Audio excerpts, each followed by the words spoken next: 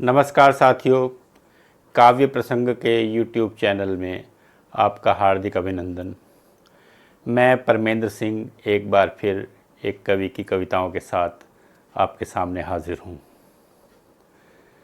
आज आपके समक्ष पढ़ने जा रहा हूँ जगदीश स्वामीनाथन की कुछ कविताएं। जगदीश स्वामीनाथन जी, जिन्हें जे स्वामीनाथन के नाम से जाना जाता है, 21 जून 1928 को उनका जन्म हुआ था। भारतीय कलाकार, चित्रकार, कवि और लेखक के रूप में वे प्रसिद्ध थे। भोपाल में भारत भवन की स्थापना में उनका महत्वपूर्ण योगदान रहा और 1990 तक भारत भवन के रूपंकर कला संग्रहालय के निदेशक के रूप में उन्होंने काम किया। उन्होंने मध्य प्रदेश के गोंड आदिवासी कलाकार जंगगढ़ सिंह श्याम की खोज की। भारतीय कम्युनिस्ट पार्टी के भी लंबे समय तक वे सदस्य रहे। चित्रकार के रूप में आमतौर पर उनका नाम शुमार किया जाता है, लेकिन उनका कवि पक्ष भी किसी तरह से कमतर नहीं कहा जा सकता। जगदीश स्वामीनाथन की कविताएं विपाशा के सितंबर-अक्टूबर 1994 के एक अंक में प्रकाशित हुई थी। आज जब सिंथेटिक सी लगने वाली कविताएं प्लास्टिक के खिलौनों की तरह फैक्ट्री से धड़ाधड़ निकल रही हैं, ऐसे में जे स्वामीनाथन की ये कविताएं अपनी आदिम गंध के कारण अपनी उपस्थिति हमारे बीच में, हमारे मन में, हमारे मानस में लगातार बनाती हैं। उन्हीं की कुछ कविताएं शुरू करने से पहले मेरा निवेदन, यदि आपने अब तक काव्य प्रसंग को सब्सक्राइब नहीं किया है तो इसे सब्सक्राइब कर दें, अपने मित्रों के साथ शेयर करें और कमेंट के माध्यम से अपना सुझाव ज़रूर अंकित करें। इससे हमें और बेहतर होने में मदद मिलेगी। आइए सुनते हैं जगदीश स्वामीनाथन की कुछ कविताएं। कविता का शीर्षक है गांव का झल्ला। हम मानस की कोई जात नहीं महाराज, जैसे कौवा कौवा होता है, सुग्गा सुग्गा, और ये छितरी पूंछ वाले अबाबिल अबाबिल, तीर की तरह ढाक से घाटी में उतरता बाज बाज, शेर शेर होता है, अकेला चलता है। सियार सियार, बंदर सो बंदर, और कगार से कगार पर कूद जाने वाला काकड़ काकड़। जानवर तो जानवर सही, वनस्पति भी अपनी अपनी जात के होते हैं। कैल कैल है, दयार दयार। आप समझे ना, मेरा मतलब इससे नहीं है कि ये मंगत कोली है, मैं राजपूत, और वह जो पगडंडी पर छड़ी टेकता लंगड़ाता चला आ रहा है इधर, बामन है, गांव का पंडित। और आपकी क्या कहें, आप तो पढ़े लिखे हो महाराज। समझे ना आप, हम मानस की कोई जात नहीं, हम तो बस समझें आप कि मुखौटे हैं मुखौटे। किसी के पीछे कौवा छिपा है तो किसी के पीछे सुग्गा, सियार भतेरे भतेरे बंदर, और सब कच्चे काकड़ काकड़िया, हरिन क्यों महाराज, शेर कोई कोई, भेड़िए अनेक। वैसे कुछ ऐसे भी जिनकी आंखों में कौवा भी देख लो, सियार भी, भेड़िया भी, मगर ज़्यादातर मवेशी इधर उधर सींगें उछाल इतराते हैं। मगर ज़्यादातर मवेशी इधर उधर सींगें उछाल इतराते हैं, फिर जिधर को चला दो चल देते हैं। लेकिन कभी कभी कोई ऐसा भी टकराता है, जिसके मुखौटे के पीछे जंगल का जंगल लहराता है और आकाश का विस्तार। आँखों से झरने बरसते हैं और होंठ यूँ फैलते हैं जैसे घाटी में बिछी धूप। मगर वह हमारी जात का नहीं। देखा ना, मंदिर की सीढ़ी पर कब से बैठा है सूरज को तकता, ये हमारे गांव का झल्ला, ये हमारे गांव का झल्ला। कविता का शीर्षक है पुराना रिश्ता। पर्वत की धार पर बाहें फैलाए खड़ा है, जैसे एक दिन बादलों के साथ आकाश में उड़ जाएगा जंगल। कोको नाले तक उतरे थे ये देवदार और आसमान को ले आए थे इतने पास कि रात को तारे जुगनू से गांव में बिछड़ते थे। अब तो बस जब मक्की तैयार होती है तब एक ससुरा रीछ पास से गुजरता है, छापे मार की तरह बर्बादी मचाता है। अजी क्या तमंचे, क्या दुनाली बंदूक, सभी फेल हो गए महाराज। बस अपने ढंग का एक ही बूढ़ा खुर्राट, न जाने कहाँ रह गया इस साल, न जाने कहाँ रह गया इस साल। कविता का शीर्षक है सेब और सुग्गा। मैं कहता हूँ महाराज इस डिंगली में आग लगा दो। मैं कहता हूँ महाराज इस डिंगली में आग लगा दो। पेड़ जल जाएंगे तो कहाँ बनाएंगे घोंसले ये सुग्गे। पेड़ जल जाएंगे तो कहाँ बनाएंगे घोंसले ये सुग्गे। देखो ना इकट्ठा हमला करते हैं, 1 मिनट बैठे, एक चोंच मारा और गए कि सारे दाने बेकार। ससुरों का रंग कैसा चोखा है, लेकिन देखो ना बादलों के बीच हरी बिजली कौंध रही है। भगवान का दिया है, लेने दो इनको भी अपना हिस्सा। क्यों महाराज। कविता का शीर्षक है दूसरा पहाड़। यह जो सामने पहाड़ है इसके पीछे एक और पहाड़ है। यह जो पहाड़ है इसके पीछे एक और पहाड़ है जो दिखाई नहीं देता।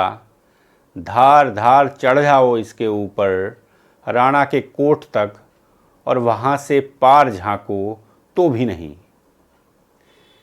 कभी कभी जैसे ये पहाड़ धुंध में दुबक जाता है और फिर चुपके से अपनी जगह लौटकर ऐसे थिर हो जाता है मानो कहीं गया ही ना हो।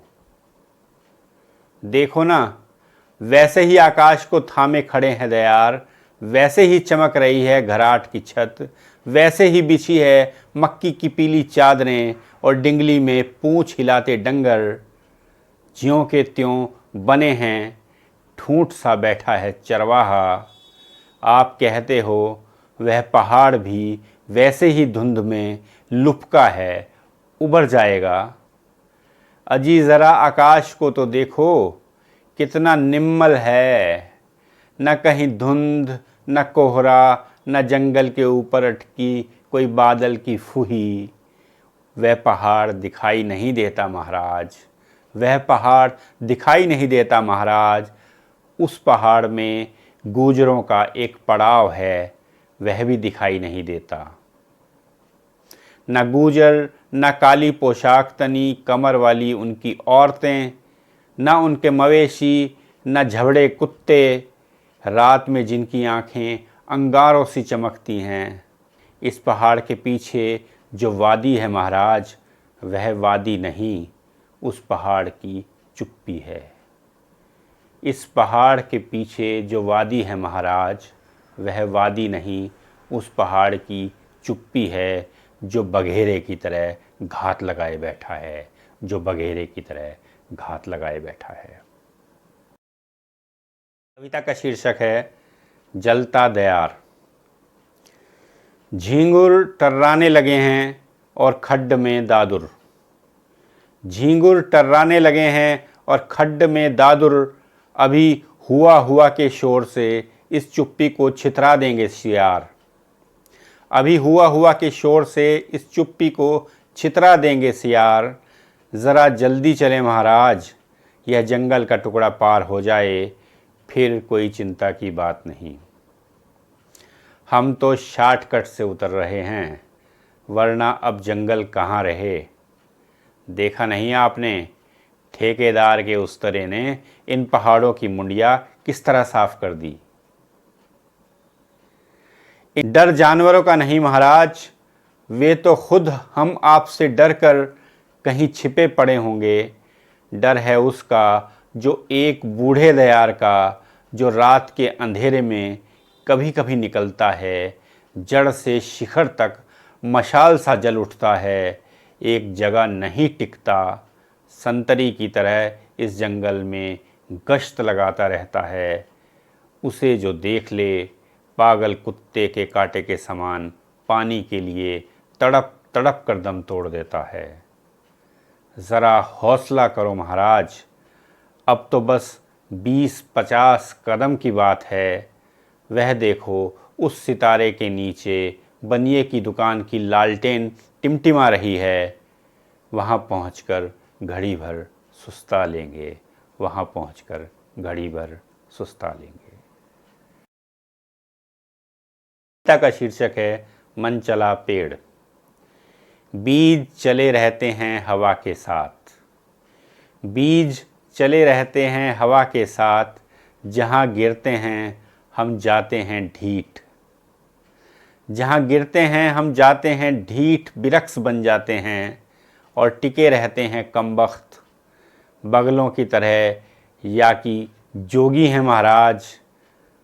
आज तो आकाश निम्मल है, पर पार साल पानी ऐसा बरसा कि पूछो मत। हम पहाड़ के मानुस भी सहम गए। एक रात ढाक गिरा और उसके साथ हमारा 15 साल बूढ़ा रायल का पेड़ जड़ समेत।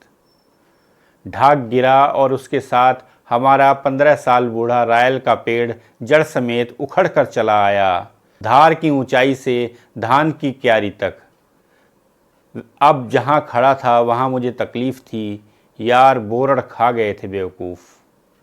सेटिंग ठीक होने पर 10 पेटी देता था, 10 सेटिंग ठीक होने पर 10 पेटी देता था, 10। मैं तो सिर पीट कर रह गया, मगर लंबरदारिन ने नगाड़े पर दी चोट पर चोट।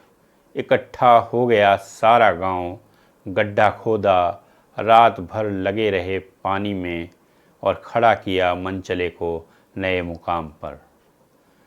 अचरज है ससुरा इस साल फिर फल से लदा है, अचरज है ससुरा इस साल फिर फल से लदा है। कविता का शीर्षक है कौन मरा।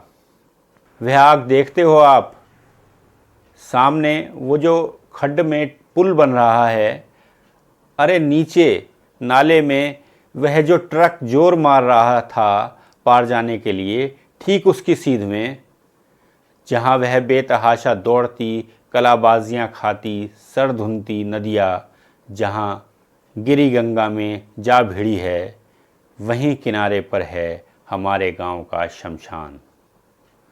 ऊपर पुड़ग में या पार जंगल के पास मास्टर के गांव में, या फिर ढाक पर ये जो 10-20 घर टिके हैं, या अपने ही इस चमरौते में जब कोई मानुस ख़त्म हो जाता है, तब हम लोग नगाड़े की चोट पर उसे उठाते हुए यहीं लाते हैं, आग के हवाले करते हैं। लेकिन महाराज, ना कोई खबर, ना संदेशा, न घाटी में कहीं नगाड़े की गूंज।